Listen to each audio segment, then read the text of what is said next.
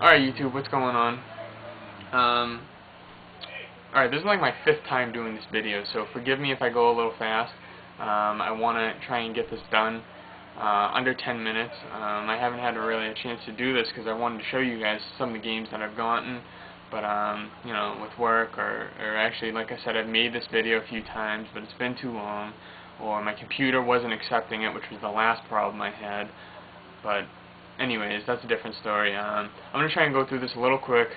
So again, forgive me if I go fast. If you have any questions, feel absolutely free to ask me. I'll definitely answer them as best as I can. So, my last video, I said that I was going in a bit of a DS craze, and I bought a few games during that time that I'm going to show you guys right now. And the first two games I'm going to show you, I showed in my last video, but I'm just going to mention them briefly because they are new games that I've gotten. So, yeah. But the first one is Lock's Quest. Again, it's an awesome game. I really want to finish it. I've only played like 1 or 2 missions, but I really want to finish it. It's a cool combination of like building and fighting and all in a tower defense game. It's really cool. If you haven't checked it out, I recommend checking it out. I got it for $10 at Blockbuster, and it's mint condition, so I'm really happy about that. Alright, the second one that you have already seen if you watched my last video is Chrono Trigger. Plain and simple, if you haven't played this on SNES, if you haven't played this on Nintendo DS, get off your ass, go buy it, or play it, or do something. But you have to play that game, it's amazing. Alright, the next game, another DS game. I actually went back to the Hollywood video sale a few weeks after I had originally gone, just to see if I missed anything or see if they had new stuff, and it turns out they did have some new stuff. Nothing really of note, except they did have a few DS games up, and there's only one that I saw that really intrigued me, and I picked it up.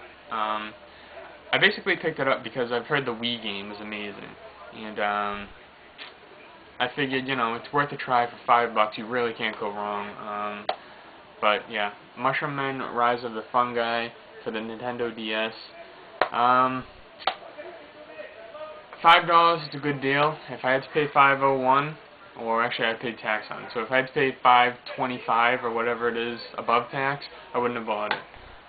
It's a terrible game in my opinion. I've only played like 10 minutes of it, but that's because I couldn't get past 10 minutes of it because it was so bad. But maybe if I have to give it another try, maybe I'll enjoy it a little more. But yeah, the final DS game that I picked up was for $10 new at GameStop. And I was pretty pumped about that. I've seen a lot of reviews on it, a lot of up reviews, a lot of down reviews, a lot of in-the-middle reviews, and I figured for $10 I'd give it my own try. It's the Dark Spire. It's from Atlas, so you know it's going to have something going for it. To be honest, I really picked this game up just because it comes in a box. I love boxes. I love boxes, and I love special editions, and I love stuff that comes with stuff, if you know what I mean. Here's the box right here. Here's the actual game, which I haven't even opened yet. And then here's a soundtrack, or sounds from the Dark Spire. So it's either a soundtrack or just a CD of sound effects, which would kind of suck. But, yeah, I mean, it comes with a box. How friggin' cool is that? I love boxes. Yeah. So, anyways, I haven't played it yet. To be honest, when I looked at the back, it reminded me of Shadowgate a little. It's got that classic RPG feel, classic RPG style. So that's why I picked it up. I figured $10 for a game that might be a little like Shadowgate, which is one of my favorite handheld games ever. And for a box, can't beat it with me. Alright. Next, you guys know that I'm a big sports gamer. This next game is what kicked me out of my DS phase, and this is the game that's keeping me busy at the moment. It's Madden 10. I did get it. A few people have asked me if I've gotten it. I enjoy it. I really like it actually. I'm having a blast playing it. I play it with my friends. I play it by myself. It's a great game. The only thing is I'm terrible at it. I'm probably one of the worst Madden gamers of all time. so I can't go online because the people online are way too good for life, and I'd probably lose like 72 to 10. So I choose not to get embarrassed and throw controllers through windows, so I just play with myself. That sounded kind of gay, but anyways. Alright, the PS2 game I bought at GameStop, $5. I'm not a big PS2 RPG collector. I shouldn't say not a collector. Most people, if they see a PS2 RPG, they pick it up.